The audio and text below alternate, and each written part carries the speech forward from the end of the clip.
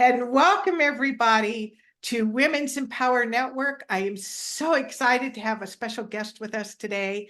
I have Shilpa, and she is going to tell us a little bit about herself and her journey that led her to reflexology and then where we go from there. So Shilpa. Thank you for having me here, Jini. I'm so happy to be here. So, reflexology, where did it start? I was actually guided towards reflexology. I suffered with sciatica quite badly in my younger days, in my late teens, early 20s. And one day I was talking to a relative, and they said to me, one of my patients is a reflexology teacher. Why don't you give them a call? Because then that will get her off my back. She'd been trying to get him to learn reflexology. No, he is the most skeptical person there is. So it wasn't for him. Anyway, I went and spoke to this lady. She was one of the founding members of the Association of Reflexologists here in the UK. And so I started training with her. I had a chat with her, and excuse me, I think they want me to talk a little bit more slower, more clearer. Uh, so I had a chat with this lady, and I just enrolled on a year-long course with her. Every weekend we would meet up, practicals and written work, theory work. I loved it. I really did. And I started practicing on myself. I know as students, I guess we shouldn't. But, when my sciatica got really bad, I thought, well, I'm learning this technique. What better subject than me to work on? So I started working on myself, and I noticed a difference. Oh my God, first time in years. I had something at the end of my fingers that could help me with my own sciatica. And so that was, oh, godsend. And it's brilliant. I still use it. I am totally pain-free. I know when it's going to go. And so I stop everything and I start working my reflexes. And within minutes, it's gone again. It's back to normal. So it's amazing. I mean, if people want to learn, yeah, go ahead, go do it. It's the best thing you'll do. Helps with so many other things though as well. It helps with pregnancy. I had reflexology during both my pregnancies with a colleague who was working on my feet because obviously I couldn't reach my own feet then. Yeah, but yeah, that really helped. And I think that's probably why both my kids are calm and very alert and smart. Yeah, I'm sure there's a little bit of biasness here because I am their mum, but I've noticed that in a lot of my own ladies that I work with and their children, and that they come across really calm. And so, I would recommend any ladies who are thinking of having reflexology to find an experienced person to work with. But I highly recommend that. What I love about it is that you found something that has become your passion. Absolutely. I love it. I It's always my go-to. Although I'm a podiatrist as well, but my go-to is always reflexology. Even with the podiatry issues, any lower limb problems, I will look at it from a reflexology point of view as to what's going on with that reflex and why things are appearing on the foot. So let's say corns or calluses in the middle of around the ball of the foot. Well, that's kind of the upper chest area. And you wonder what's going on with the people. Why has this happened? What are they carrying? What are they, you know, that heavy burden they carry in the chest, it manifests itself on the soles of the feet. So, you can tell so much about a person just by working with their feet. But I'm also a soul coach, spiritual mentor. So when I connect with the people, I will get visuals, clairvoyant, and I just ask the client, "What's going on here? What I'm seeing this. What's that about?" More often than not, it relates to something that's going on with them. So then we just stop, and I work through healing. I was gifted just last year. I was gifted a healing modality called access point healing and source energy healing. So I alternately bring in those two modalities into my healing sessions where there's trauma, stuck energies, any PTSD, that's reoccurring now. It's events that may have happened, a long time ago, and they just can't get beyond that, or they're coming up for healing now, and it's rearing its ugly head, let's say, and you just don't know what else to do. But this is where I go in and I look at the root cause.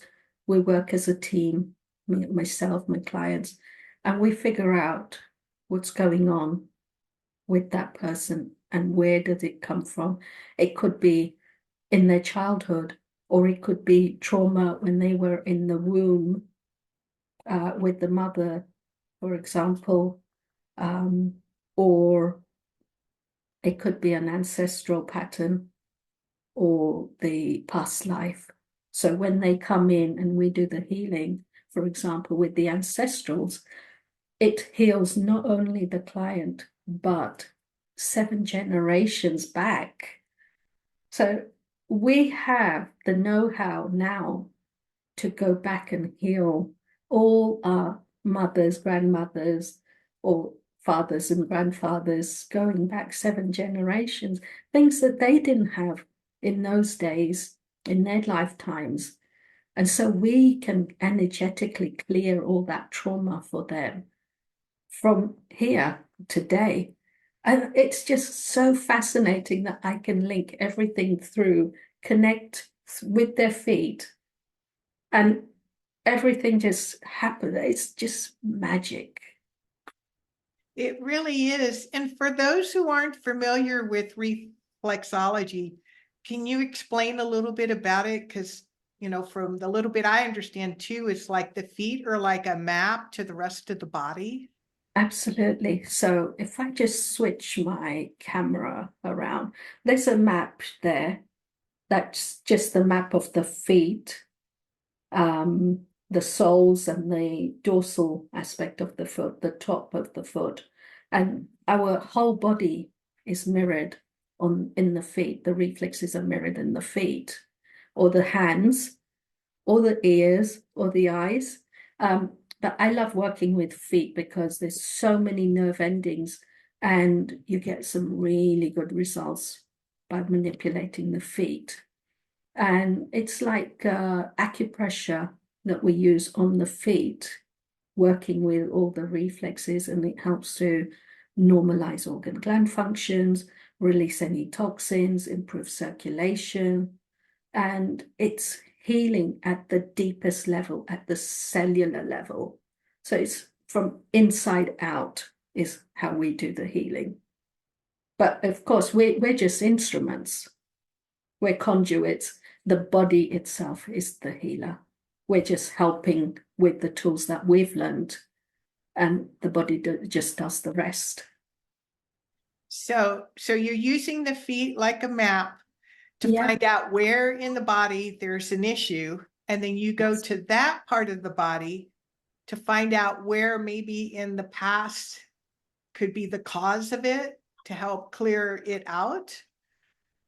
So we can do that. So what happens is we work certain areas of the feet, and there may be trauma or there may be pain. And with, a bit of detective work with the client, we kind of, if they may say, oh, my mum used to have this pain. And it's like, okay. And I wonder if your grandmother had it, you know? And we don't even need to know. All we know is there's a pain there. And so I would stop and I would connect with my guides and I get shown, or they'll talk to me and just tell me that, okay, there's something there. Let's go and do some healing at that level. So I would stop and I would just hold the reflexes and I would question back and forth with my client as to, okay, tell me more. Tell me what's going on. How long have you had it? What does it feel like? And then once that feeling comes through, is when I do the access point healing. And I literally just sit here, I start to yawn, I start to cry. And I've got to explain to my client that, you know what, this is quite normal for me. And within about 5-10 minutes, that healing, those feelings get healed. And then we uncover another layer and go on to different areas and work those areas out. So it's really a powerful healing modality, but I incorporate it with the reflexology because we are a four-body system, the physical, the mental, emotional, and the spiritual. So if there's something in the physical that isn't getting any resolution, there's got to be something in the other three bodies that hasn't been addressed. And so that's what we connect with, the energy of the people that I'm working with. And more often than not, it's just amazing journeys that we go on. That's so beautiful. I so love that. It's, and I appreciate too, because what we refer to in the US as Western medicine, you know, they're treating the symptoms. They're Yeah, not treating the whole person. And exactly. yeah. Yeah. And so from what I understand, you're getting ready to publish a book? I am. I am. I've written a book. Again, it was a guided project by the guides, my guides. And I've worked with a lovely lady called Marion, and she's been guiding me through each of the chapters that we've been guided to write about. So it's a book about how I got into healing.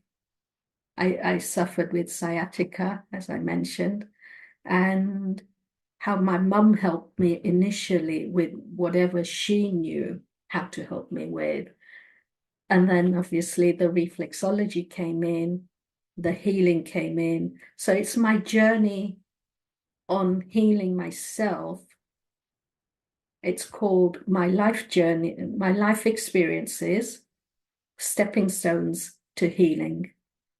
And I'm hoping that it will be published in the very near future, next month or the month after, but definitely in the pipeline.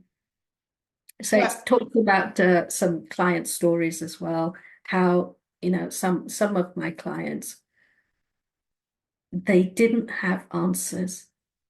They were due to have surgeries, and we just connected on an energetic level. To me, pain is a stagnation of energy. If it's not flowing, it's stagnant and it becomes painful. So I just work with the guides, with my client, and we try and get that flow. That stagnation could be feelings, could be emotions, which Western medicine tends not to look at or make the connection with the physical symptoms. So more often than not, people come to me when they've tried everything else. And I'm just like, yeah, you know what? Let's give it a go. Let's see what happens. Keep an open mind and anything is possible. And more often than not, they get resolution. So it's just brilliant. I love it. I love your love for it, and the awness of how it just seems magical almost how it works. It is magical. It's just energy. It's just that connection. You've got to have that connection, and it just expands and it blossoms, and it's just wow. Is there any parting words that you would like to share with the audience? Always listen to your body. It's always talking. Any pain that you have, sit with it, feel it. And that is the most important thing that we don't do, is to sit with our pain and listen to our body and listen to what the message is. So that I would say is the most important thing. And then of course, get the help that you need. Always look around. There's always something, someone. Ask your inner guidance system. It will guide you to that right person. That's so true. Shilpa, it's been such a pleasure to have you here today. And we will put in the comments how you can get in touch with her. And anything else that she can help you with, or ask her any questions. So again, thank you so much for being Thank here. you. Thank you for having me.